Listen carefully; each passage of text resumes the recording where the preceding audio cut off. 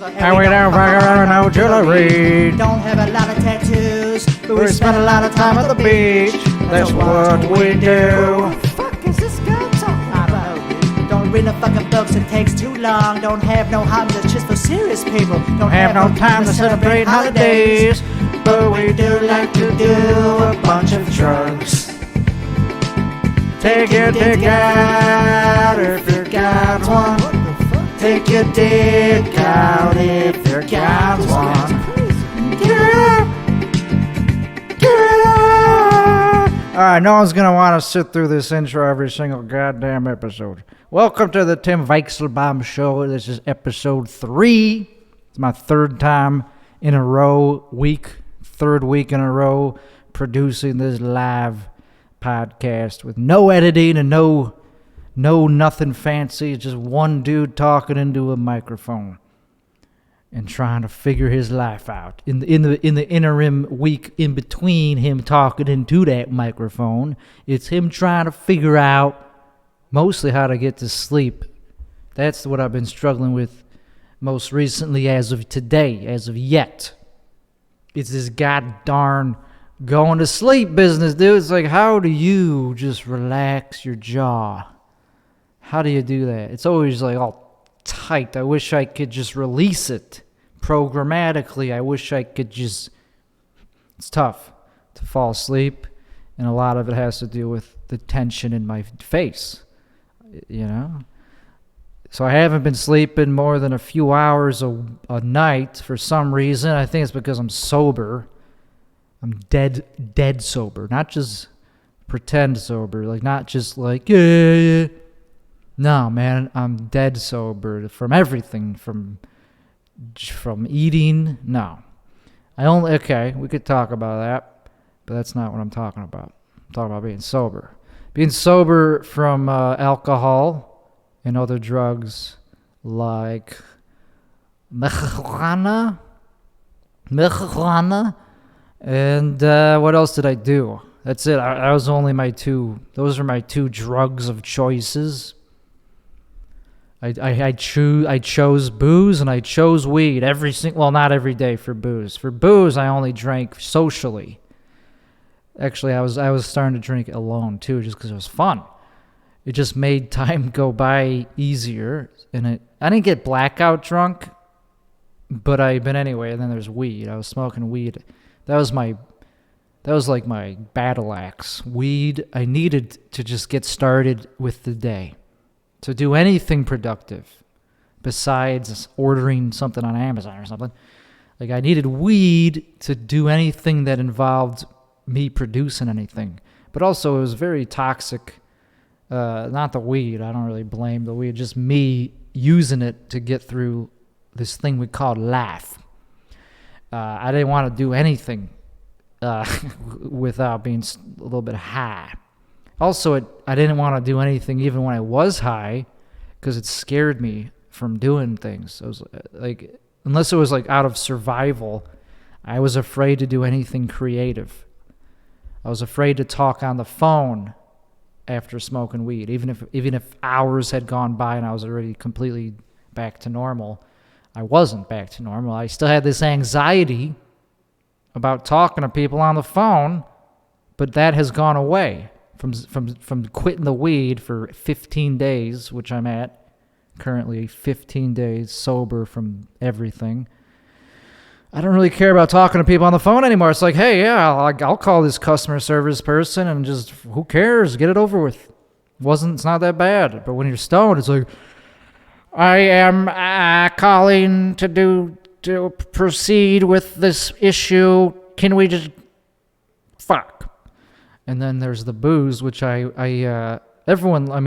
is a great drug because it just it satisfies something. It does something for people.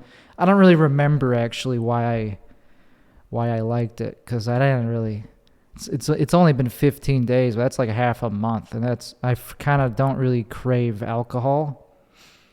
But I was starting to, because I moved to this new state that it's not a new state, but new to me, Texas. I moved to this big old state like 30 million people in it, and I'm just one of them. And I was just like, I don't know anybody here. Let's drink alone not every night. But it was, it could become a pattern, and that's bad. Because there's really not any benefits to being drunk except for to tone down your sensicles, your sensations of life, and to elevate your mood from where it was before you started drinking, but then you rely on it like a crutch. So anyway, I was doing intermittent fasting all through that, though. I've been intermittent fasting for like going on 3 months, over 60 days or something. Consistently, I'm on a streak, and I haven't eaten food today yet, and whatever. I'm sober from jerking off for the past 24 hours, which is a lot for somebody with autism. No. It probably is, because they're not getting laid as much as the average as the general population. As if I'm not one of them. I talk about the autism community as if I'm not a part of it, but I think I am. I read about this autism thing, and there's this thing that is called special interests, where everyone with autism has special interests that they're really fascinated with, and they could talk about for hours and hours, but nobody wants to listen because it's usually usually nobody cares. Even if it's something interesting, still nobody's going to care. They could just go online and read about it themselves if they really cared, and then maybe once in a while you'll find somebody else who's interested, but very rarely it's just you who's interested in these special interests if you have autism, if you're autistic. My special interests right now, or in general, I don't even know. Trains? No. I don't really have any special interests. Like I do. I think I have general interests like music. I like a lot of music, but I'm not like an expert. But man, does time go by slow when you're sober, when you're dead sober. It's like I feel every second of the day just going by. And when you're smoking weed, it's so much, you just slip through time. Like you just slip through time. You don't really feel the sensation of like time going by as much as you do when you're sober. And so like my whole 20s were a blur. I smoked weed through my entire 20s with a few breaks here and there, but I never lasted for more than a month or two. And so that kind of just accelerates your rocket ship towards aging. And here I am in my 30s with the same exact mindset as somebody in there who's 18 years old or 17. I'm the exact same person, the exact same level of maturity as when I was 17. I think like a kid. I act like a kid. I get mad. I throw tantrums. Like if I don't get a pool, if I don't get a ball, if I don't hit a ball right in a billiards game, I want to smash the pool cue. I blame physics. I don't blame myself. I blame the laws of physics for them being too hard, for them being incorrect, actually. I think I'm correct, and the laws of physics are just being a dick. So I smashed. I don't cause property damage. I'm not that crazy, but I'm still a kid, is what I'm saying. So now that I'm 15 days sober, that's not really enough to be different. So I'm still there, and it's No Nut November, which I was getting into. It is the second day of No Nut November. That's what we call November now. That's what every male refers to it the month of November as. We just call it, like, November is just short for No Nut November. That's the whole month. That's the theme of the month. There's Thanksgiving in there somewhere. I never know when Thanksgiving is. It's like it changes. It's like the third Thursday or something like that. It's always on a Thursday. I know that. And so that's not happening for me. I have a nice table that I could have a Thanksgiving like space-wise, but I don't have a family or like that type of people to invite to throw a Thanksgiving to. And I don't want to anyway. I don't want to cook a chicken or a turkey I'm eating, or obviously definitely a turkey. I don't like turkey. It's not nobody ever asks, like it's not something that I ever desire. It's like, oh, I'm so hungry for turkey right now. It's like, no. Chicken, I eat a lot of chicken because that's different. It just tastes a little better for some reason. For whatever reason, like the bigger the bird, the worse it tastes. I never had that many birds to choose from, though. Like my repertoire for bird digestion. I've never eaten ostrich. I've never eaten pheasant. I've never eaten duck. I feel like a peasant when it comes to that. I've never eaten I haven't eaten many birds, dude. I need to eat more birds besides chickens. The chickens just are the only birds that I fuck with on a regular basis, dude. Like, I'll shoot a bird. So anyway, November is going to be tough. I don't know if I'm actually going to I don't really care. Like, who cares? The most important thing, I think, if you're trying to get sober, and this is part of that, is not looking at pornography, not looking at tantalizing things, imagery on the internet that makes your dopamine levels spike up. It's like insulin. If you take too much sugar, your insulin spikes, and then all of a sudden you can't do it anymore because your body is like, dude, that's enough. I can't do this anymore. It's enough insulin. I can't. I'm resisting the urge. And same with dopamine, same with pornography. If you look at that too much, you're gonna start feeling numb, and you're gonna feel like a loser. It just zaps your motivation. It zaps your. But also sometimes it's just like, hey, I'm just gonna jerk off to relieve the tension of the day, just because it just builds up this tension, and then you just relieve yourself. But it doesn't have to be to porn. I mean, like, if you go a few days without touching your dick, it's gonna feel magical just to jerk off. You don't really even need to think of anything. Just literally just stick your hand in there. Pretend you're a massage therapist but who cares? You don't even have to do that. Don't even just jerk off. It takes literally 15 seconds. If you're like a healthy, that's on average. I don't know how long it takes for other people. But when you're all pent up, it takes about 15 seconds to get through that. And then it's like, okay, I don't have to think about that anymore. And then it comes back, and then that was right. That was a fun. So you don't want to do it like crazy, because then you will start craving the pornography. I'm very anti-pornography, I guess. Not really. I mean, it has its purpose. Definitely has its purpose. I'm not against it. It's just a choice. It's like cigarettes. Should cigarettes be legal? Sure. They're fun. They're cool. They should be a choice to do that. There's an industry. Make your billions of dollars off it. I don't care. I'm just not doing it. I've never been a smoker. Regretfully, otherwise I'd have a cooler sounding voice. I would have a deeper voice. But hey, that usually comes anyway, just with age. Your voice, I think, gets lower as you age. Yeah, I'm talking to you. Your voice does, not mine. Yeah, I'm talking to you. And I've been trying to think about if I want to be a grandfather in my life at some point, and I do. But to do that, I have to have kids, and that is the hard part. That's the hard part. You have to have at least one kid. Probably more than that, because to hedge your odds. If you really want to make sure that you become a grandparent, you probably should have more than one, because you're putting all your eggs in one basket.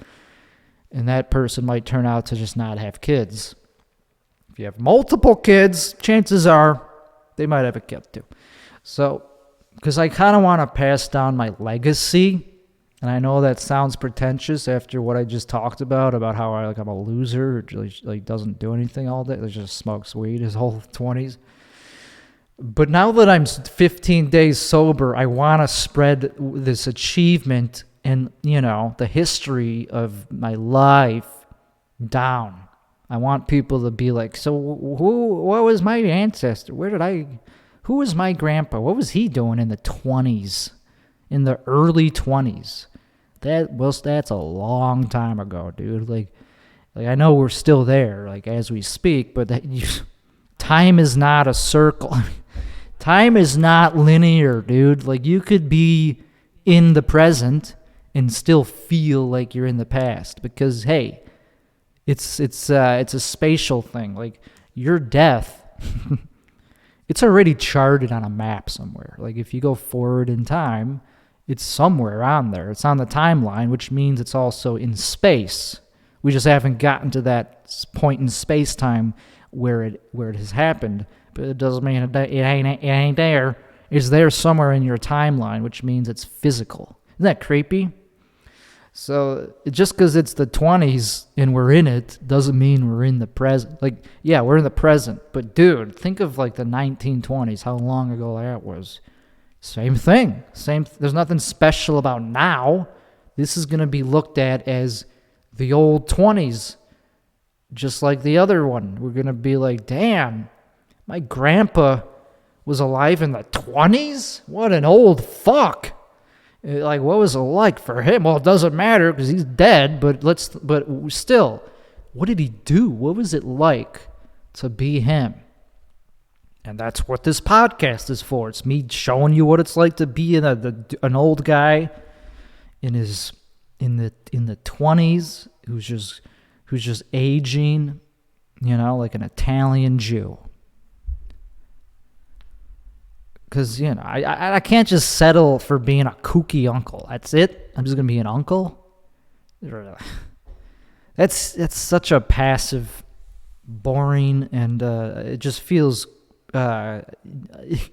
useless. You feel like dead weight as an uncle.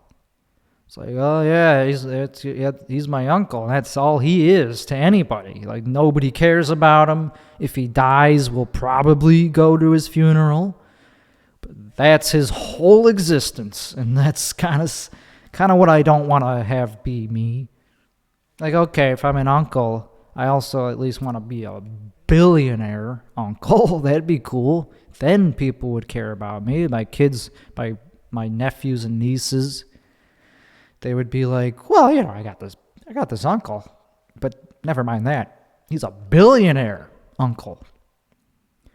So I do kind of care about him because he buys me really cool stuff. I mean, of course I would buy my nieces and nephews cool stuff if I was a billionaire because it's easy. I mean, you're not going to miss, like, it's just like, okay, I'll buy a bouncy house that's like permanently installed in your backyard or something. I'll build a backyard in your backyard. I mean, no, I'll build a basement in your backyard with a fortified, it's like a panic room. It's like concrete. It's like super secure. And a bouncy house. Yeah, I think panic rooms are underrated. Like only rich people have them. I mean, it's just that you don't really hear about them because the average American cannot afford a panic room. But if you're balling like that singer that I can't quite think of her name, she has a panic room. Enya, she has a panic room because she's rich and famous, and so people knock on her door randomly, and what do? You're not gonna answer it. You go to your panic room and wait it out. And I think security is just something you don't think about too much if you're broke. It's like, oh, someone might rob me? Okay, take everything. I won't miss it. I mean, they won't take anything to begin with if you're poor. It's like, oh, that's your refrigerator? It's like, okay, I'm not going to steal that. That's all you have. I'm not going to steal the only thing you have to survive, your refrigerator. Don't steal my insulin. See, that's another thing. That's becoming too expensive. Why is insulin so expensive, and why can't somebody just start selling it? Why is there no competition? Why can't some billionaire just start a new insulin company and outperform? Just sell it cheaper. I don't get it, and it's just such a naive question. I'm sure the answer is just so blind. It's like once you know the answer, it's like, oh, that's why, because of laws, because there's a monopoly, and it goes up to the highest level of government lobbyists like blocking. I don't know. It's definitely something shady, because there's nothing magical about insulin, is there? There's nothing magical about. I mean, it's. I'll look into it. I'm sure it's not easy to make, but it has such high demand that it should at least have some competitive nature. So I'm pissed about that. I want to become involved in that community, in the marketplace or whatever, the research, the development of making insulin cheaper. Why not? It's cheaper in other countries, so obviously there you go. There you go. That just goes to show that if it's cheaper in other countries, it has to do with our nation, and it's a national issue. That probably is just, a conspiracy. Like, not even, it's definitely a conspiracy of rich entities making it that way and keeping it that way. These pharma bros, dude. I do want to go to a pharma bro party because it sounds fun. It's like all these rich drug company CEOs just like hanging out. That sounds cool. But fuck them for what they actually do to get that money is what I'm saying. I do want to become one of them, though. But I'll be like the one that's like selling it for the cheapest. So I'll be like, I'll have a good public image. The other ones will not hang out. Obviously, I'm not going to get invited to a pharma bro party if I'm competing with them.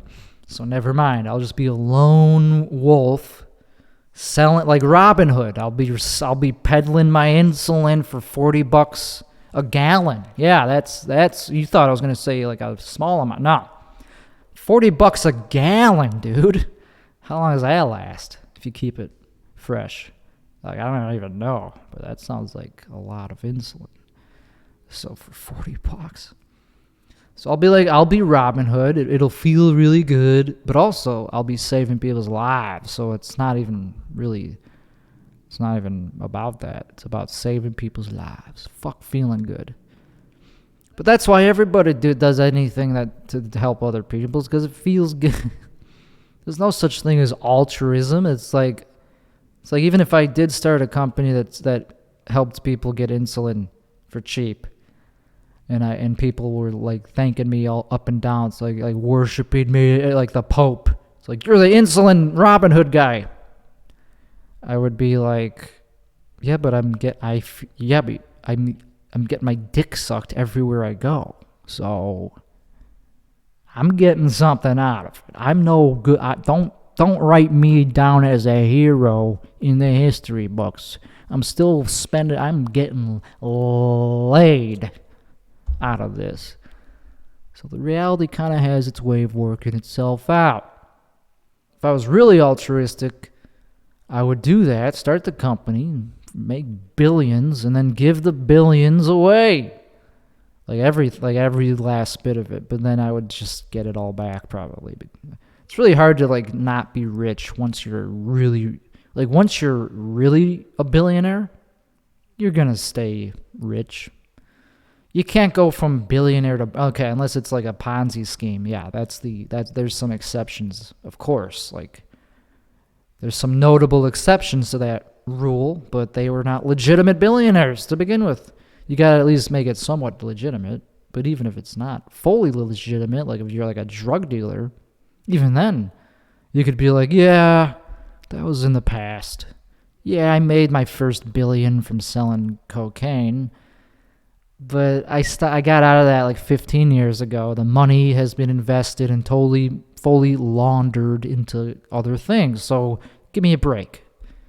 Like, I'm doing good now. I'm no longer in the drug business. That's how I got there, but it's how I got to where I am. But come on. Can I keep it? Can I keep running these car washes? Come on. So, The point is I want to pass down my story to new generations. I want them to know that I did work hard to create this, what I have. So it just feels weird to not share any of that. It's like, oh, some dude, it was he became successful somewhat and just lived his life alone, and that's it. And nobody cares. Nobody will ever pass that story down. That happens to a lot of people. I'm thinking, do I want to be that? Because I don't know, man. Consumerism. I gotta produce something to it. It's a common saying to say money doesn't create happiness. And whenever someone says that, I go, yeah. How much money do you have? Have you ever made $100,000 in one day? No? Oh, well then shut the fuck up, you fake guru. If you don't even know what it's like to make a lot of money, how do you know if it creates happiness or not? It's like you're just regurgitating something that somebody else said to you. It's like, oh, you got a paycheck? You got a paycheck for $1,000 working 40 hours a week? Yeah, I get that didn't create happiness because that's not enough. But if you get paid a lot, of course it creates a happiness, dude. There's nothing happier. Nothing that makes me happier than making money, dude. So shut the hell up. Spending money, that could be fun too. But I'm a Jew. I'm a half Jew, and I got the half genes of a Jew. So I'm I half don't like spending money. But of course I do. Because what's the point of having it if you're not going to spend it? Yeah. So I live in a 4-bedroom house, and I need all of that space to myself. I don't know. Even if I had one roommate, that would spoil this whole vibe. But it's an open floor plan. It's there's the living room, there's the kitchen. That's most of the house, and then the rest is just these bedrooms and bathrooms. And I got my own private master master bathroom, and so I'm pretty isolated. I could just live out of there. But the second I would go into the kitchen and somebody else is in there, dude, I kind of want to be naked right now. Dude, I kind of want to be in my own world. So that is a really good argument for not starting a family and just letting all these bathrooms and bedrooms just be my own extended man cave and not being pussy whipped, dude. That's why it's called a man cave, is because it's only allowed to be in one section of the house. If it's the whole house, you just call it a cave. You don't have to specify which type of cave it is. It's like women, they don't have caves. Men live in caves.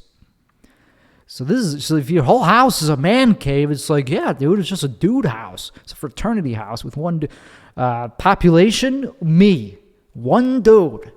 So the longer I live here, the more it's going to look like a dungeon. The more it's going to get all filled up with swords and action figures and other tacky things that only men buy. So far the tackiest thing I bought is one of those cow, like a cow skull, a very rustic Texan looking decoration, and an incense burner of a dragon. It's a dragon. I could have it right here during the show, but it would ruin the green screen. And also, it leaves it's the kind where the smoke goes downward and then it kind of billows. It's really cool. It it looks cool as hell, but it leaves a stain on the surface because it just goes down. It pours downwards and then covers the surface with a film of just sticky incense residue. So you have to use tin foil, and that kind of ruins the fun. Anything you have to put tin foil over to use just ruins the fun. But anyway, I try not to be too tacky with my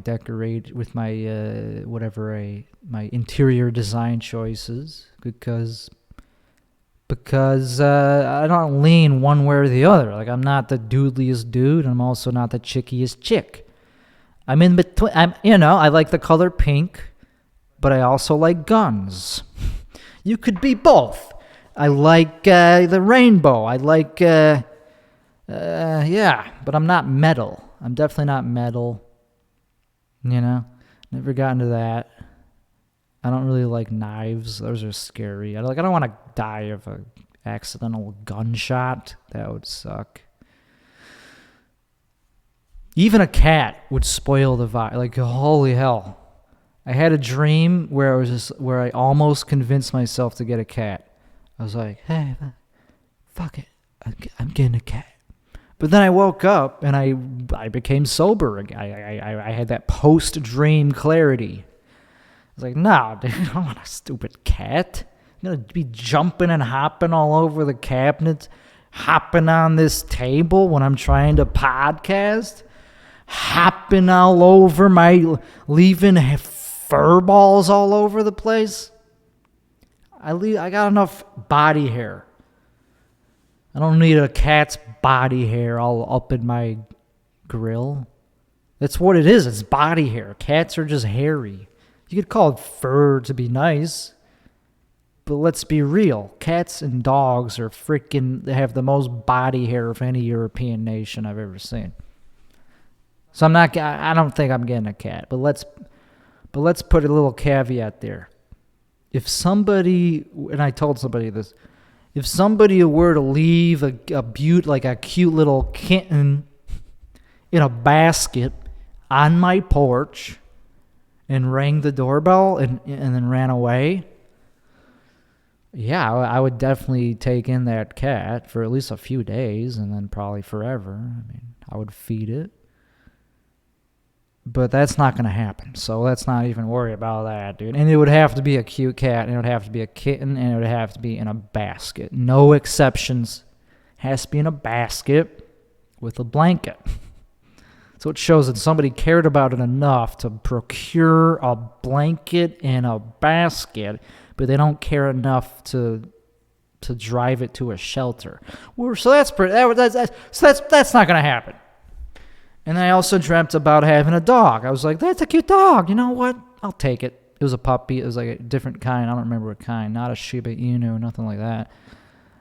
Shiba Inu would just be like, oh, man, I could have made $1 billion off of you. So I'm definitely not getting a Shiba Inu. And if you don't get what I mean by that, you probably just don't, you're not watching. Shiba Inu Coin made people a lot of money, like billions.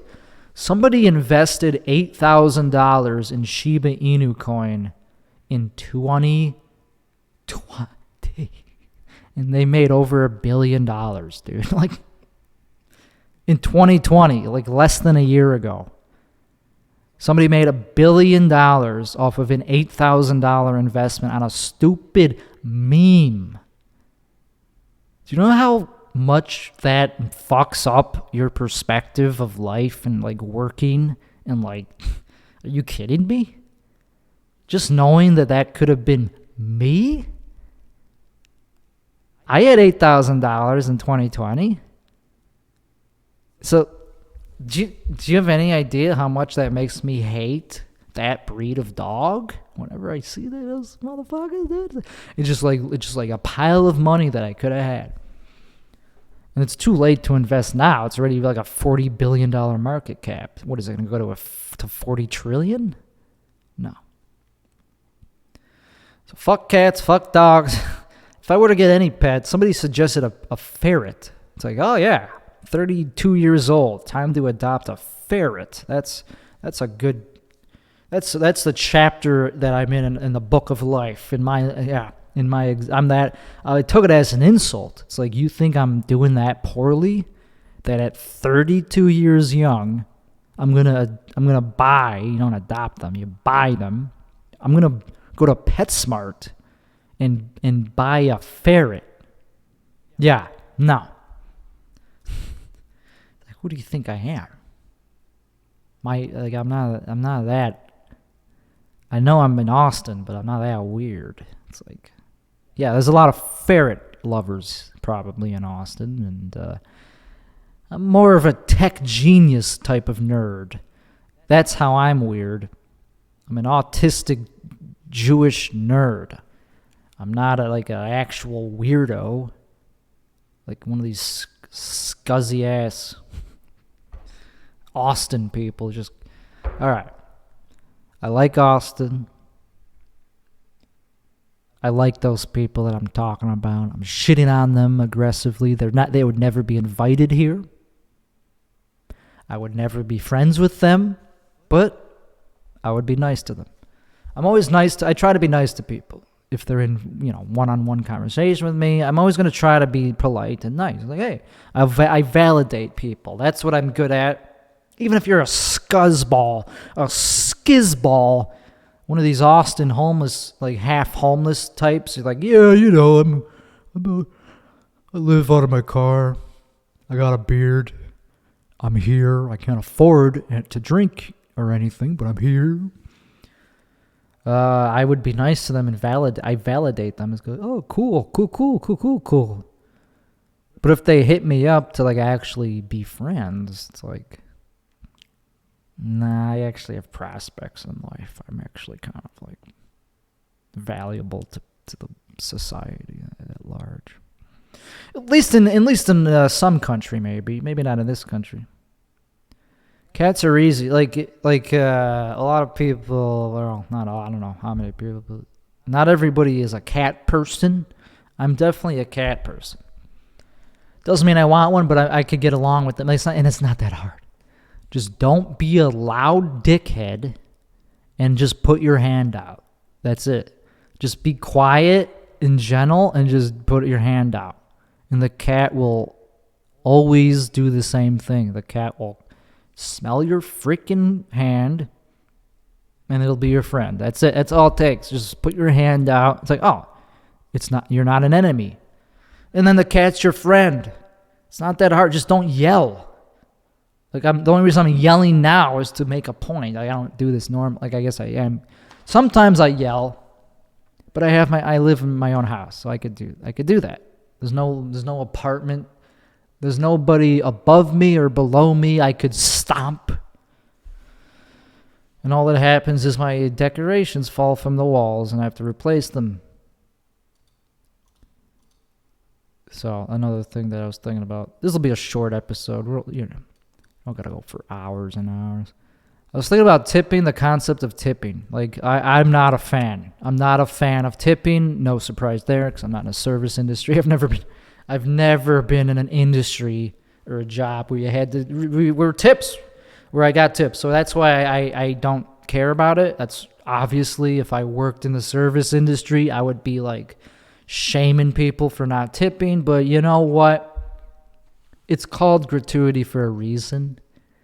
That means that the reason I'm doing it is because I am showing gratitude that you did a good job.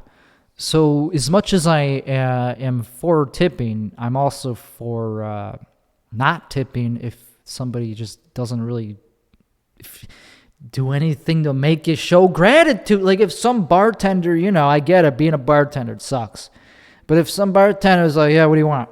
And they just give me, and they take forever, and they give me the drink, and they don't even say thank you, whatever, They just kind of give me an attitude.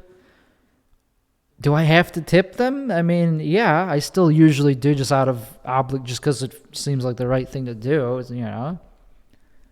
But it's your choice. It should be your choice. But it's also kind of funny to not tip sometimes, and to get a reputation for not tipping. Can you imagine being a Scottie Pippen and just being known as no tipping Pippen? It's of course he's self-aware.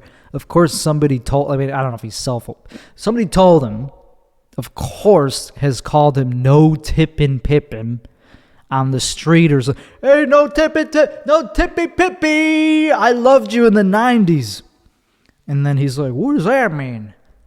And then I'm sure eventually it dawned on him that people know that he doesn't tip. I don't know if he cares. I just think it's funny that it just is such a perfect, it just fits his name so well. That's kind of all he's known for these days, is just not tipping people. And hey, you kind of have to respect that. That's kind of how he earned his reputation. That's what it'll go down. That'll be on his gravestone. No tippy pippy. I'm no tippy Timmy. I drink a tippy cup or a sippy cup, and I don't tippy the person who gave it. Now, I don't know. Of course, of course I'm all for tipping if you want to show your gratitude. Very controversial opinion.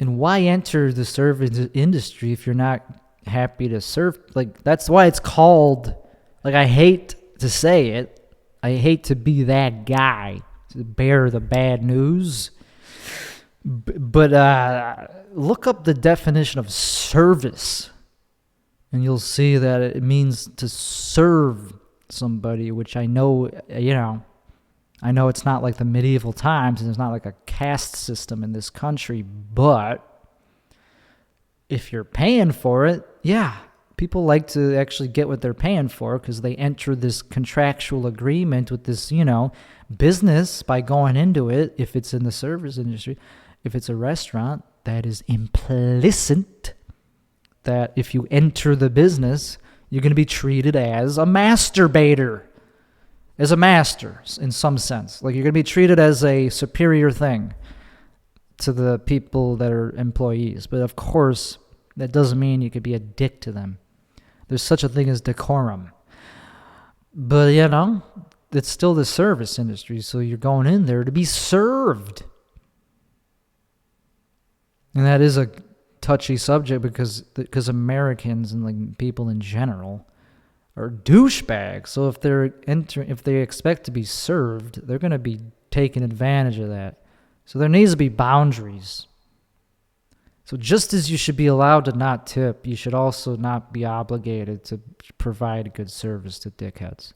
It goes two ways. So if I was in the service industry, which it's not really an industry. There's no machinery. I mean, okay. I would, if somebody being a douche, I don't know. How do you handle that? That's why they complain, because you can't. I mean, of course, that's why service people complain, because you can't tell the customers to their face that they're being a douche. Unless you're Gordon Ramsay, he doesn't give a fuck. If his customers are being dicks, he's already got the Michelin stars, and he don't care if you don't want to eat there. He'll just be like, "Get the fuck out of here." And I think that's how it should be. Like, you should. I mean, yeah, they have the right to kick you out. So there you go. I think the solution would be for the person serving, if they get verbally abused, they tell the manager says, "Hey, is there a problem? You were rude to one of my servers." And then if they throw a fit, if they don't apologize, then yeah, kick them the hell out of there. We just need better managers, I think. I don't know, what am I trying to solve world hunger here? No. I'm trying to solve diabetes. I'm trying to solve that problem. That's one of my special interests, to make money. And to help, and to save people's lives. But of course, I wouldn't do it for free. Maybe I would. I'm not. Who am I? Bill Gates? Like, Bill Gates, I don't know. He's rich as hell, but he's a philanthropist, and I think philanthropists, they don't really get paid. They do it for free. Yeah, I have no idea what I'm talking about. I don't know. I feel like it sounds too good to be true. There's no way philanthropy is for free. Bill Gates, I don't care about him. The Jeff Epstein thing, that was funny. I got an interview, so I was like, he had an interview with Jeff Epstein. So what was that? What was that about? What do you think? He was like, well, he's dead, so we can't ask him. We can't ask him anymore. He's dead. They go, okay, that's convenient for you.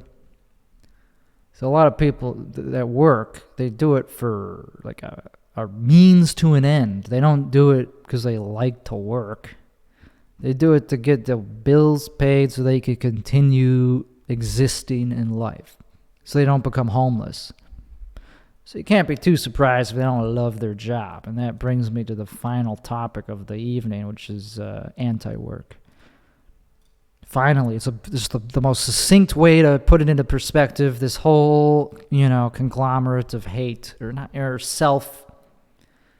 What is the word I'm looking for? It's the word that describes what millennials and Zoomers, especially these two, younger generations. Millennials are getting old. Millennials are old. But Zoomers and, some millennials are really struggling to make ends meet compared to previous generations. And you can't blame them. It's not their fault that they're not marketable. Actually, it kind of is. But not for every single one of them. Like, it's not their fault. You can't blame a population for not having marketable skills.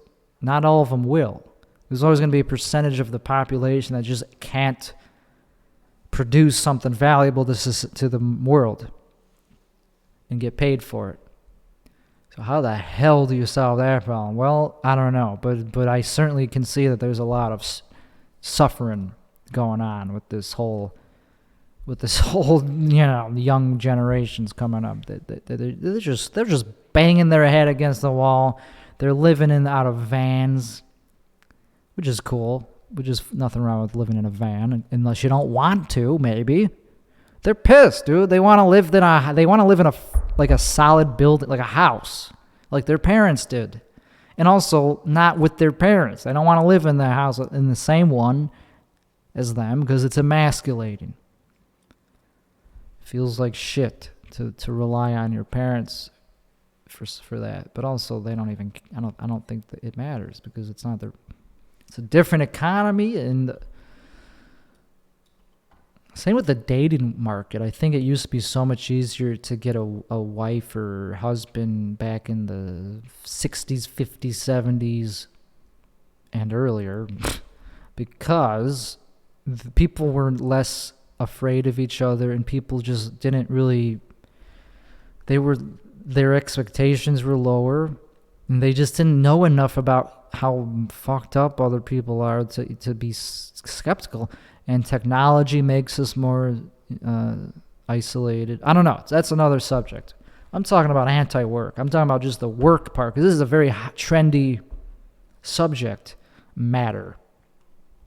And we're looking right now on the subreddit that is what we're talking about, anti-work. If you haven't heard of it, it's reddit.com/r/antiwork, and it's super popular. It has 1 million people subscribed, and it's all about how work sucks. But not just work. It's not about how work sucks, like rowing a boat. It's like, ooh. It's about how the job sucks. It's about how the upper management sucks. It's about how they're treated on the job as a slave. And that is kind of how it is for a lot of low-level jobs, entry-level jobs. Like, they don't need you that much, so they treat you like you're lucky to be there, and so they act like complete dicks. And that makes me hesitant to become an employer myself. Like, this is actually a very illuminating thing for me as a whatever I am, as a potential employer. It's makes me very hesitant to just go right ahead and hire the first person that applies. It's well, I don't want to be a slave trader. I don't want to be a slave whipper snapper, who says who just is a dick. Is why were you late? Why were you 30 minutes late today? Which is a lot, actually. 30 minutes. Okay, bad example. Let's say they were 5 minutes late. And I don't want to be the guy that cracks the whip. It's like, hey, you were 5 minutes late. What's going on? And then give them like 3 strikes and then they're out. Like, that's so like tyrannical. And I don't want to be a tyrant. But there's a reason they become tyrants, because they, other employees have slacked off and it caused them to lose money and their business doesn't run as efficiently, so they get pissed. And then it just transfers right over to the new employees, because that's just how it goes. They become more like bitter and like brittle based on past experiences, and it's just really a complicated. I gotta give credence to both sides of the argument. Like, on one hand, employees do not like being abused. On the other hand, employers don't like being taken advantage of. But it's really hard to argue for the other side of it, because but that's the fun part. It's just a fun exercise. And of course there's a reason. So here's some of these long posts. Somebody was accused of stealing company property. Hey everyone, I posted yesterday about my boss accused me of stealing company property when I brought some Keurig coffee cups in from home. I blew the hell up and I'm still reeling from the sheer amount of attention I got. Well, I don't care. Just get to the meat of it. All right, this is just too long, dude. Look for a better. Okay. Americans only get 2 weeks vacation from work? Is this true? Yeah, we don't live in a socialist country like wherever you're from. We don't live in Cuba where you get to take 6 months off. I don't know. I'm from the UK and was looking at short-term jobs in the USA. What a prissy, what an entitled. I don't like this guy. You don't belong here. You're not from the USA. You're complaining for just a short-term. You're just looking for a short-term job, and you're already bitching about it. It's like, yeah, you're expecting to get 4 months off your short-term job that you're only gonna be there. Shut up. Reading about 2 weeks vacation. This can't be true, can it? Here I expect 5 weeks at the least from day one. Plus 8 days national holidays. Well, Jesus. Why? What makes you so entitled to 8 days? It's such an arbitrary thing. It's like, we need 8 days national holidays. Don't you know that that's a human right to have 8 national holidays? You slave trade. That is arbitrary. Like, what makes you think that you deserve that? I don't know. Mainland Europeans have more than we do. Great. It's a different world. It's higher taxes, though. Wait, how does that help? Americans get paid more, but things are more expensive. Well, that explains it. If you get paid more, then you get less time off. Isn't that kind of like just common logic? All right. I used to think I thought I would take sympathy with some of these people, but not that UK person who's just here for 2 weeks and wants 4 months off his 2 week. Get out of here, jerk off. No. I'm quitting my job tomorrow and I'm petrified, mostly because Disney doesn't make it easy to quit. Yeah, I've heard bad things about I actually applied for one of my first ever jobs. I tried to get was at the Disney store in some shopping mall, and I got the interview, and they were like, "So how are you with what's your past experience with customers and stuff like that?" And I was just very honest with them. I was like, I don't like people. I don't get along with them. I'm bad with them. So I didn't hear back from that. But it also dodged a bullet. I mean, who the hell would want to work at the Disney store? Jesus Christ, why did I apply to that? What was even at 16, I don't know what I was thinking there. Yeah, that's me. I'm the face of Disney. Even if I was a black lesbian, I would like transgender lesbian Latino. I would still not be the face of Disney because I just don't have the personality. New company wants me to hand over administrative access of my phone. Yeah, that's a stretch. That's going too far, I think. And I agree. Nope, give me a company phone. They didn't even ask. They just said, install this. And my phone warned me it would give over access to any requested data. Yeah, it sounds sketchy. I don't really know what data exactly they want or what it would reveal. But, yeah, what is that? Like a tracking, like tells you where your employees are at all times? That's a little overdoing it there. So I agree with that one, that they should give you a company phone. But on the other hand, we don't live in a magical like world where companies just have endless funding for company phones. That's like extremely different than just having them install an app, which costs probably nothing, next to nothing. They probably just pay a subscription for the app versus buying a whole cell phone, a whole smartphone. Yeah, so that's just it's really complicated to have to tell these people, like, I get it, you don't want to be tracked, but they can't just give you a phone. I mean, there's a limit. There's no companies are like, some companies are small and they all have bottom lines and they all have expenses and a limited amount of revenue to spend, and they want to make a profit. Some companies can just go blow away like a dandelion. They're not like solid objects that last forever.